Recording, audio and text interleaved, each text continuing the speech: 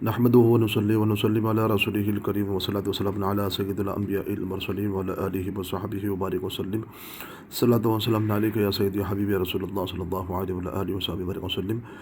ناظرین اکرام، وضو کے متعلق کچھ باتیں، کچھ طریقہ آپ کے سامنے رکھنے کے لیے حاضر ہوا ہوں۔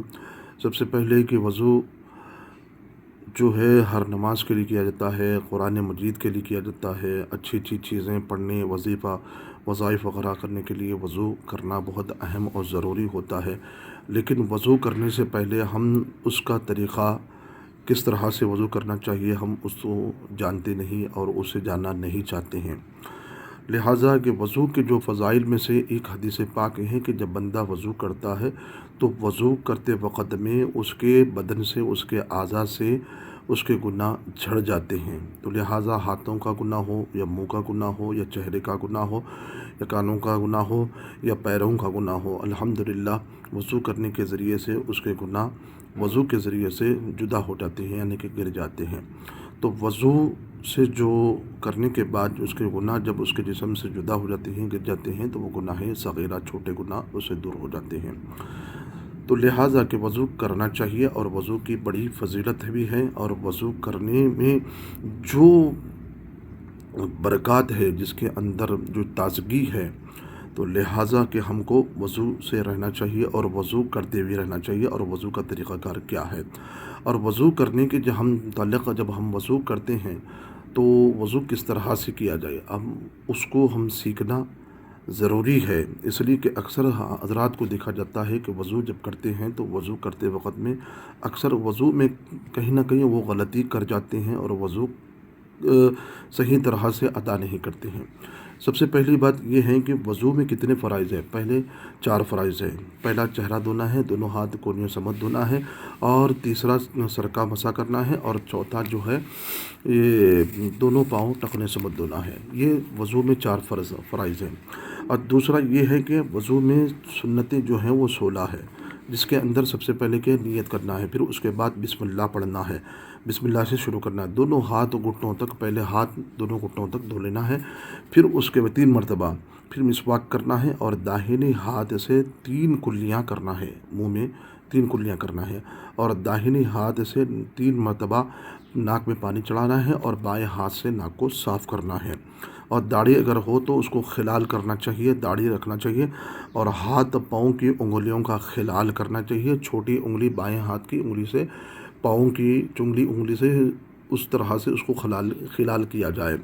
ہر عضو کو 3 بار دھونا چاہیے، اور پورے سر کا مسح 1 بار کرنا چاہیے۔ سر کا مسح کیا، کانوں تک کا، کانوں کا بھی مسح کرنا ہے، اور ترتیب سے وضو کرنا ہے، اور داڑھی کے جو بال ہے منہ کے دائرے کے نیچے ہیں وہاں پر بھی ان کا مسح کرنا، اعضاء کو پے در پہ دھونا ہے، اور مکروہ بات سے بچنا چاہیے۔ یہ 16 سنتیں ہیں، اور 4 فرائض ہیں، اور 16 سنتیں ہیں وضو کے اندر۔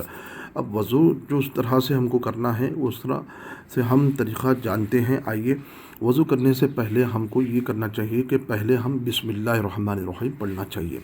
بسم اللہ پڑھنے کے بعد پھر اس کے بعد اگر مسواک ہو تو مسواک کریں، اگر نہ ہو تو ہاتھ کی انگلی سے دانتوں پر پھرا لینا چاہیے، یعنی کہ مل لینا چاہیے، پھر دونوں ہاتھوں کو گھٹنوں تک 3 بار دھوئیں، اور پہلے سیدھے ہاتھ پر پانی ڈالیں، پھر بائیں ہاتھ پر پانی ڈالنا چاہیے، اس طرح سے وضو کرتے وقت میں۔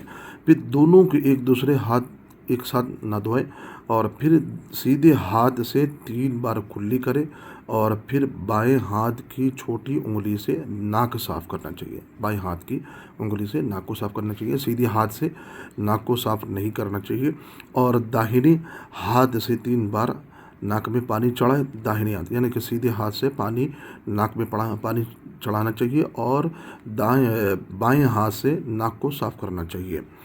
پھر پورا چہرہ دھوئیں، یعنی کہ پیشانی کے بال سے لے کر ٹھوڑی کے نیچے تک، اگنے کی جگہ ٹھوڑی کے نیچے تک، اور ایک کان کی لو سے ایک دوسرے کان کی لو تک پانی اچھی طرح سے وضو دھوتے وقت میں چہرہ دھونا چاہیے۔ ہر حصے پر 3 بار پانی بہائے، اچھی طرح سے پانی چہرے پر بہانا چاہیے، یعنی کہ اچھی طرح سے دھونا چاہیے۔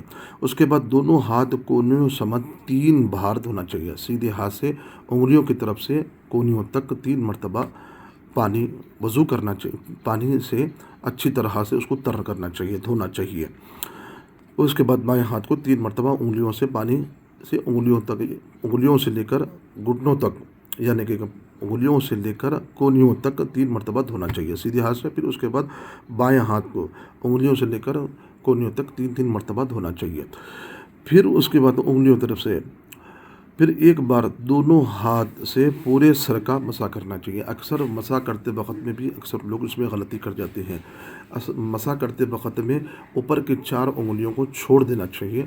یہ دونوں انگلیاں ہی 2 انگوٹھے ہیں، اس طرح سے پیشانی پہ رکھ کر پیچھے سے اس طرح سے لے جا کر پھر اسی طرح سے پکڑتے ہوئے اسی طرح سے لا کر پیشانی پہ رکھ دیں۔ جب چھوڑنے کے بعد پھر اس کے بعد یہ 2 انگلیاں کانوں میں اچھی طرح سے مسح کرنا چاہیے۔ پھر یہ 2 انگوٹھے جو رہتے ہیں اس کو پیچھے کانوں کے پیچھے کرنا چاہیے۔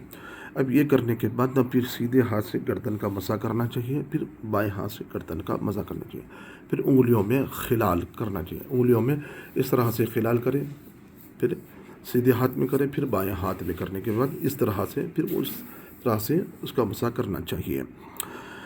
پھر دونوں پاؤں ٹخنوں سمیت دھونا چاہیے، اچھی طرح سے پاؤں دونوں ٹخنوں سمیت دھونا چاہیے، کوئی بھی جگہ باقی نہ رہے۔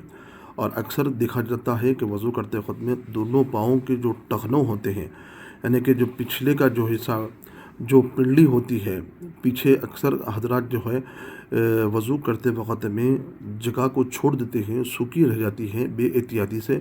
وضو کرتے وقت میں پیچھے جگہ پر وہ دیکھتے نہیں ہیں اور جگہ وہ سوکھی رہتی ہے، لہٰذا اگر جگہ سوکھی کر رہیں گے تو نماز وضو نہیں ہوتا ہے۔ اس لیے کہ ہم کو چاہیے کہ وضو کرتے وقت میں اچھی طرح سے خیال کرنا چاہیے کہ ہم کس طرح سے وضو کر رہے ہیں، کوئی بھی جگہ باقی نہ رہے، سوکھی نہ رہے، اچھی طرح سے پانی وہاں تک دھونا چاہیے اس کو، اور اچھی طرح سے پانی وہاں تک پہنچے، چاہے وہ ہاتھ ہو چاہے وہ دونوں پاؤں ہوں، یا کہ انگلیوں سے لے کر پیچھے ٹخنوں کے پیچھے ایڑی تک بھی اچھی طرح سے اس کو دھونا چاہیے۔ اور ایک جگہ بھی اگر سوکھے کر رہیں گے تو وضو نہیں ہوگا۔ اس لحاظ سے کہ آپ یہ وضو کا طریقہ ہے اور اس کو اچھی طرح سے اپنے ذہن میں آپ بٹھا لیجئے۔ انشاءاللہ العزیز اللہ رب العزت آپ کو اور ہم کو سب کو پروردگار عالم نیک عمل اور نیک اعمال سننے اور سنانے کی توفیق بھی عطا فرمائے۔ السلام علیکم۔